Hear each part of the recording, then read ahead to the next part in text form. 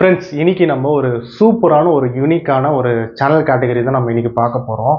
So இந்த கேட்டகரியில் நீங்கள் வந்து யூடியூப் சேனல் வந்து ஸ்டார்ட் பண்ணீங்கன்னா உங்கள் சேனல் பார்த்தீங்கன்னா சூப்பராக வந்து க்ரோ ஆகும். எதனால் நீங்கள் கேட்டிங்கன்னா ரீசன் நான் என்ன சொல்லுவேன்னா, இது ஒரு ட்ரெண்டிங்கான ஒரு கேட்டகரி.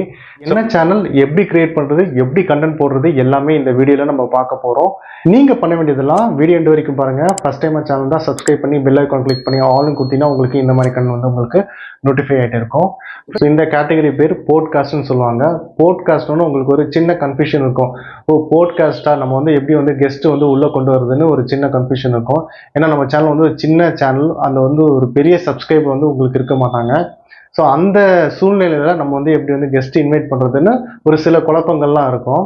ஸோ இது வந்து ஒரு மிகப்பெரிய ஒரு டாஸ்க்குன்னு தான் நான் சொல்லுவேன். ஏன்னா ஒரு பெரிய சேனலில் கூடும் போது உடனே வந்துடுவாங்க. ஒரு சின்ன சேனல்னாலும் ஒரு கண்டிப்பாக அந்த நான் சொன்ன மாதிரி ஒரு தயக்கம் இருக்கும். இந்த மாதிரி சேனல்லாம் பார்த்தீங்கன்னா ஒரு ஃபேமஸான ஒரு பாப்புலரான பர்சன்ஸ்லாம் வந்து கூப்பிட்டு வந்து இன்டர்வியூ பண்ணுவாங்க. ஸோ நீங்கள் வந்து எப்படி பண்ணணும், ஒரு ஸ்மால் சேனலாக இருந்ததுன்னா அவங்க சப்ஸ்கிரைபர்லாம் என்ன பண்ணணும்னு ஒரு சில ஐடியா வந்து நான் வச்சுருக்கேன். அதை நான் உங்களுக்கு நான் சொல்கிறேன். என்னை பொறுத்தவரை ஃபேமஸான ஒரு பாப்புலரான பர்சன் வந்து நீங்கள் இன்வைட் பண்ணணும்னு அவசியமே கிடையாது.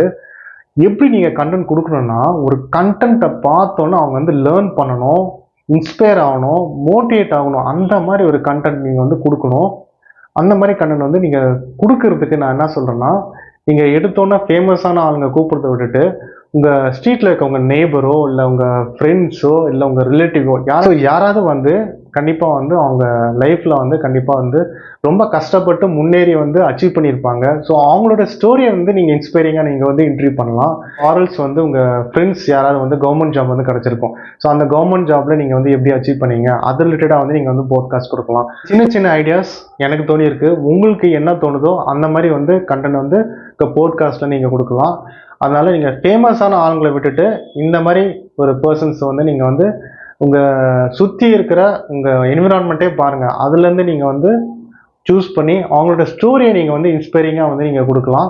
இது எனக்கு தோணுன ஐடியா நான் ஷேர் பண்ணியிருக்கேன். உங்களுக்கு என்ன தோணுதோ அந்த மாதிரி நீங்கள் வந்து போட்காஸ்ட்டில் பண்ணுங்கள். ஏன்னா இது சூப்பரான ஒரு ஐடியா.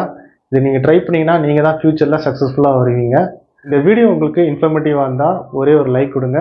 மீண்டும் ஒரு புதிய வீடியோவில் வந்து சந்திக்கலாம்.